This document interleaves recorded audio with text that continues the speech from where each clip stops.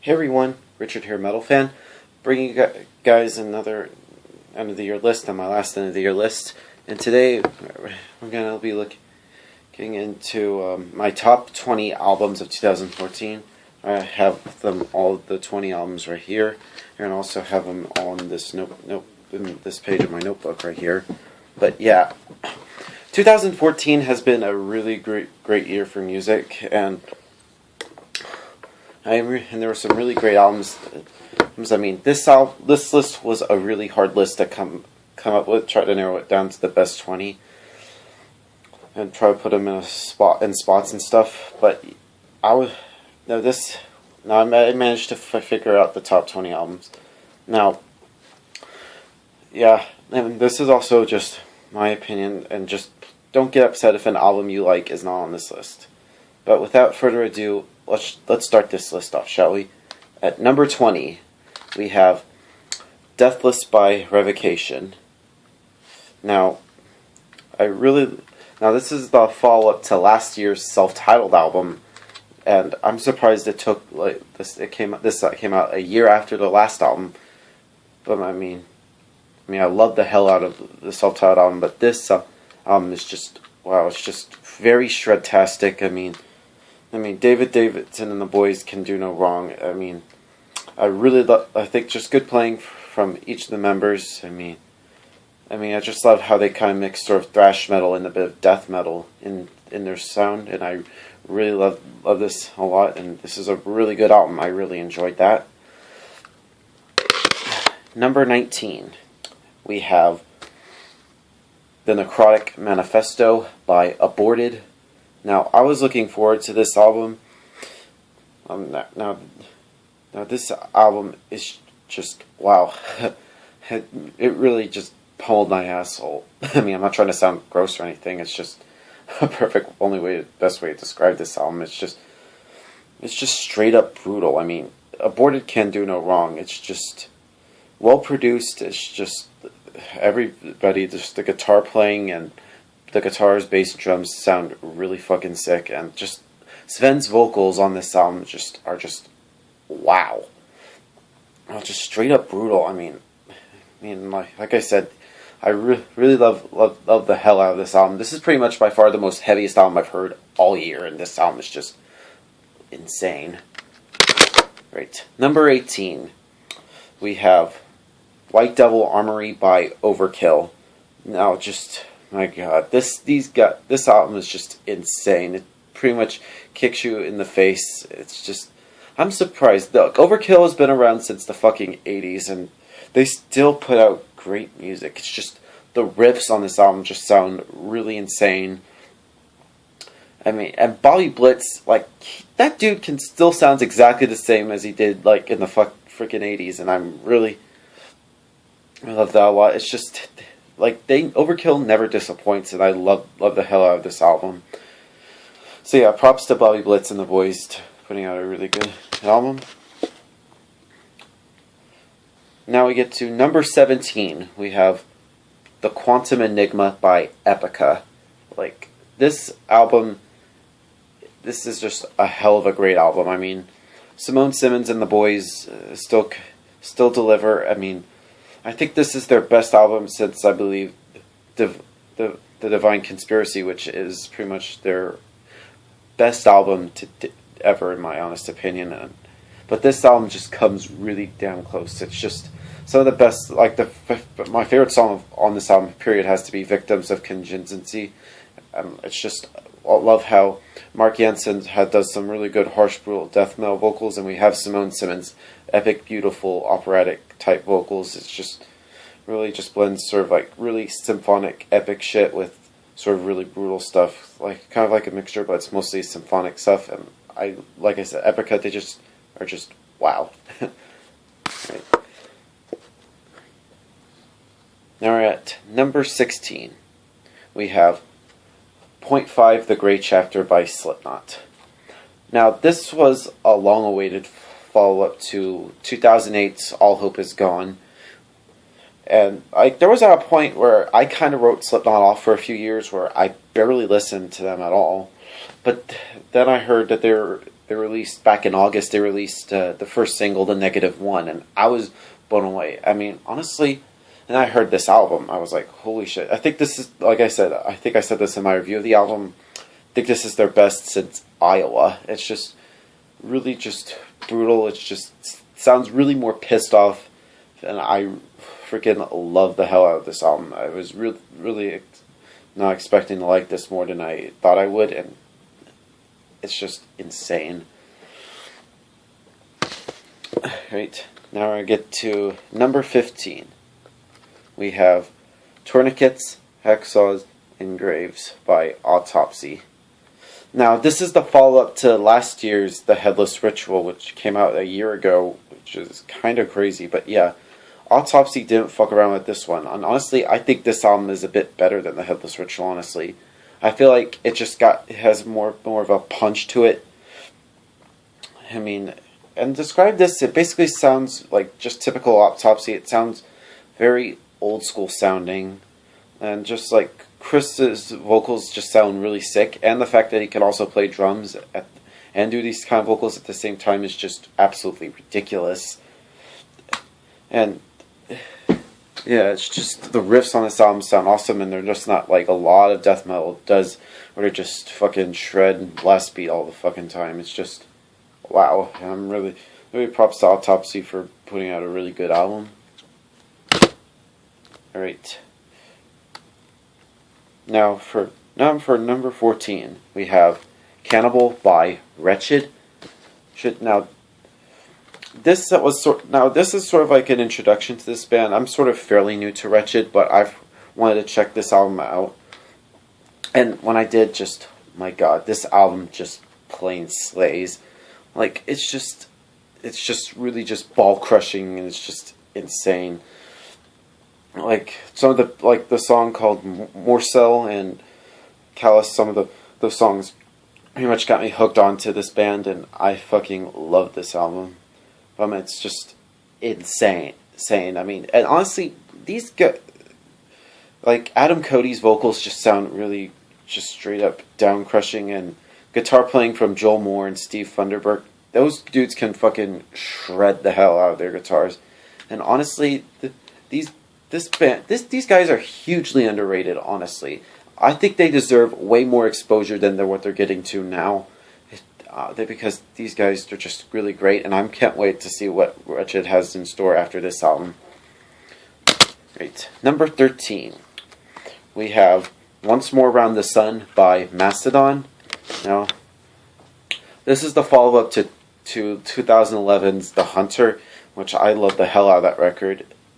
But this album, Once More Around the Sun, it just it just sounds even a bit more of a step up from that album. Like the song "High Road," that pretty much got me. When I heard that song, I was pretty much blown away. And then this album is just wow. I mean, I gotta show some Georgia love. But yeah, like they never, like honestly, Mastodon never fails to release a bad album, and like Troy and the boys just really just blow my mind with each album, and I'm really glad that they're still continuing after a little over 14 years, honestly. And I love the hell out of this album. Right, number 12, we have Blind Rage by Accept. Now this is the follow-up to 2012's Stalingrad, and honestly, I think this album is a bit better than that album. I mean, like, these guys are like well into their 50s and still playing for been around for a little over 30 years, and they still continue to just deliver, and they just sound really fresh and wow. And yeah, I mean they reunited. From what I've heard, they got back together and they put out Blood of the Nations, came out in 2010, and they still continue after that album. And since they got a new vocalist. Well, he's not new.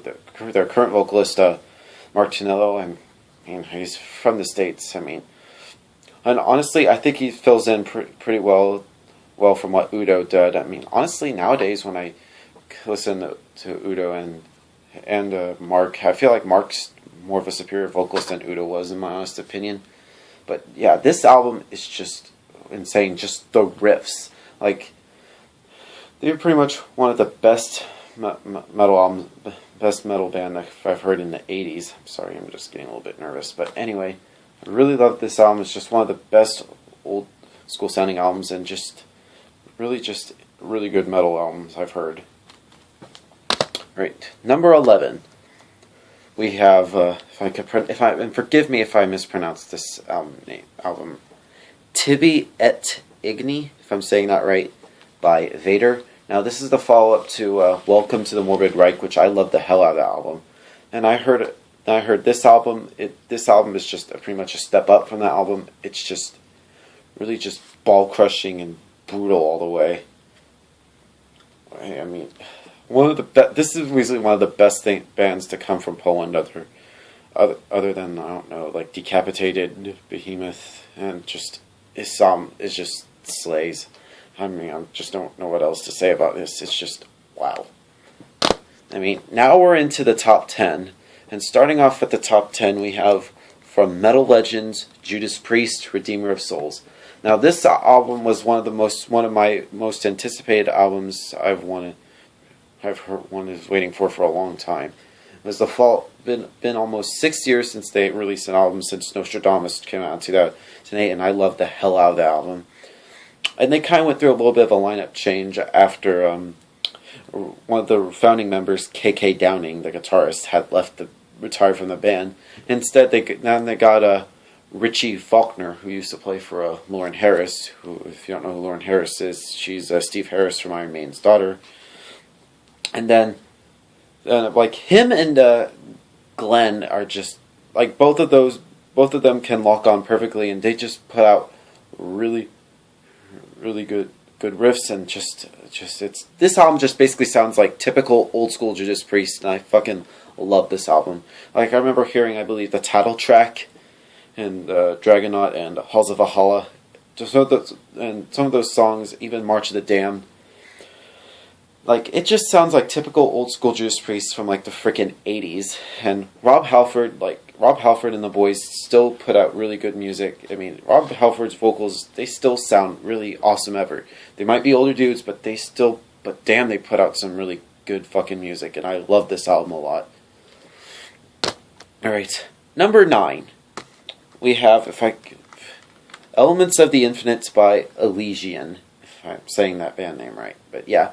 Now, this album was sort of like a fairly new introduction to this band. I mean, I haven't really bothered to listen to Elysian before, but then I heard this album, and I heard a lot of good hype and some good stuff about this album, so I was like, you know what, I'll just go and check this album out. And when I heard the opening track, Threshold of Perception, I was just like, wow. Like, Ezra and the boys still are just really put out some really good music, and this album is just insane. I mean, this is only their third album, and they've been around for a few years now, and damn, this album is just really good. And I was not expecting to like this more than I thought I would, but this album is just, I really love it a lot. Alright, number 8, we have Constricting Rage of the Merciless by Goatwhore. Now, oh my god, this album is just sick. I mean, just the guitars on this album just sound really sick. It's just the riffs on this album just sound really good. Just once I heard the song Nocturnal Conjuration of the Accursed, I was just hooked onto this album, and this like, I just don't know how Goatwhore just sounds really fucking sick. Kind of like a mixture of death and black metal. And just, I really love this album a lot. I keep repeating myself, and I really love like this album. You should just check this album out if you haven't yet. It's just insane. Right, number 7, we have Blood In, Blood Out by Exodus. Now, this album was another one of my most anticipated albums of 2014, and I love the hell out of this album. I mean, it's their first album since the Atrocity Exhibition B. I forgot the name of the album. And they got yet another new lineup change. I mean, after Rob Dukes left the band, then they got their old singer Steve Zetrozusa back in the band. I was like, I wonder what they're going to sound like. And then I heard the first song, Salt the Wound, which also features a guest solo from Kirk Hammett from Metallica. And for those of you who for any few people that don't know, he also used to be in Exodus. That's way back in the 80s. And to describe this album is just insane. It's pretty much their best since probably Bonded by Blood, the debut. You know, I still love Exodus. I still love everything they've done. But this album is just insane. I think this is their best work to date. And I really love the hell out of this album. It's just really just punches you in the face. Face is just, I just don't know how to describe this. It's just really, really fucking sick. I mean, yeah. Now we get to number 6. Now, a lot of people would not expect me to put a band like this high up on my list, and but that is "Die Without Hope" by Carnifex. Now, honestly, to describe this album, it pretty much sounds something like if The Diseased and the Poison or Hell Chose Me kind of had a baby. The outcome was this album. It just sounds really sick. I heard, honestly, I do like Carnifex. They're pretty much, well, in my opinion, now the best deathcore band going right now. And, sorry, I kind of blacked out there for a minute. I kind of wrote Carnifex off for a few years. They kind of went on a little hiatus. But then I heard that they were going to release this new album. I was like, you know what, I'll just go and check it out. And when I first heard the song Dragons to the Grave, I was like, holy shit, this is insane. Scott Lewis and the boys have really stepped up their game a lot since Until I Feel Nothing.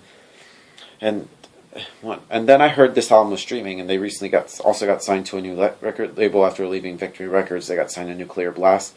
And when I heard this album from streaming, I got, holy shit, I cannot believe that a deathcore band like this is so high up on my list, and a deathcore album that I've heard that doesn't use a shit ton of breakdowns like so much deathcore does these days. Cough, cough. Emir, cough, cough. But yeah, this album is just wow. Honestly, I think this is the best Carnifex album to date. In fact, I think this is pretty much the best deathcore album I've heard in years. And so props to Carnifex for putting out a really good album. Right. Now we're in the top 5 now. So, number 5 we have Omnipresent by Origin. This album just sounds like any old school Origin. I really love the hell out of this album. Like, some of the best songs, probably like Permanescence, if I'm pronouncing this. The song like Manifest Desolate. It basically sounds like old school Origin, and I fucking love it. I love everything Origin has ever done. And just, this album is just wow. Right. Number 4. We have, if I'm pronouncing this right, Milana Kosmata by Trypticon. Now, we all know Trypticon is. They have Tom G. Warrior, who also used to play in the band Celtic Frost. And this album is a long way to follow up to their 2010 debut, Esperta Diamonds? I forgot the hell if I'm pronouncing that name right. But this album is just, wow. I was not expecting to like this album more than I thought I would.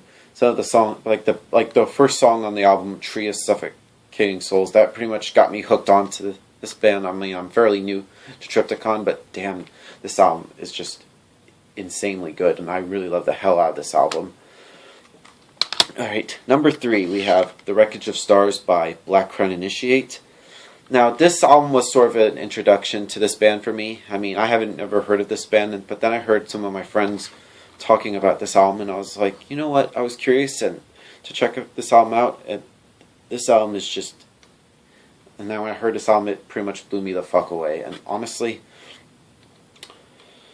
for a fairly new band, they've only been around for a couple years, and this is only, they had like an EP or something before that, which I haven't listened to yet, but when I heard this album, I was pretty much blown away. Like, some of the best songs, like Great Mistake, just hearing that intro song, it pretty much kicked my ass through with this album, and I was really surprised that a fairly new band that sort of put out a really great album, still another one high up on my list. I was not expecting to like this album more than I thought I would. This album is just wow. Now we're at number 2. Just let me put my list over here. Number 2 on the list, we have A Skeletal Domain by Cannibal Corpse. My God. These guys, like, this is the follow-up to 2012's Torture, which was my album of the year for 2012. But this album is just, wow. I mean, Cannibal Corpse, they've been around since the frickin' 90s, and they never disappoint, honestly. They just, really good. They're just fine wine. They just continue to get better and better with each album. And they're still kicking ass still. They might be in their frickin' mid-40s, and damn, these guys are still fucking awesome. Like, some of the, like, the song, Sadistic Embodiment, I mean, I was like, holy shit. I mean, I was beyond stoked for this album. And, yeah, I mean, just George Corpsegrinder's vocals, they still sound really sick as ever. I mean, the guitar playing from Rob Barrett and Pat O'Brien, they just sound really, just those guys can still put out some damn good guitar leads, and so their guitar solos on this album just sound ridiculous. And the lyrics on this album just sound really brutal. It's just typical Cannibal Corpse, maiming, killing, whatever the fuck. Really love the hell out of this album. It's just insane. And yeah, number 1. And I know some people probably might have this on their number 1 list, and I think a lot of you probably know what this is already, and that is The Satanist by Behemoth. Oh my God. Where to begin with this album? I mean, this is the long-awaited follow-up to 2009's Evangelion, and along the way, the band was having some problems, like, along with Nurgle being diagnosed with leukemia, and I mean, he beat it, obviously, and we're really glad that he's still alive. And this album, honestly, is pretty much, when I heard the first song, Blow Your Trumpets, Gabrielle, I was like, holy shit, this album is just downright crushing, and I love this album. Then I heard the album, I was like, I nearly shit myself, because this album is just brutal, just downright crushing, and honestly, I think this is their best work to date. I thought this was their best since Demigod, but after listening to it a few more times, I fucking love this album, and it's just, wow. I was not expecting this album to just really blow my mind. This is one of my favorite album of all time, sorry, I can't even speak today. And this album is just insane, and I fucking love this album. But yeah, that's my top 20 albums of 2014, guys. I hope you like this album. Check out any of those albums if you haven't heard them yet. And yeah, thank you guys for watching. Hope to see you guys later, and keep it metal.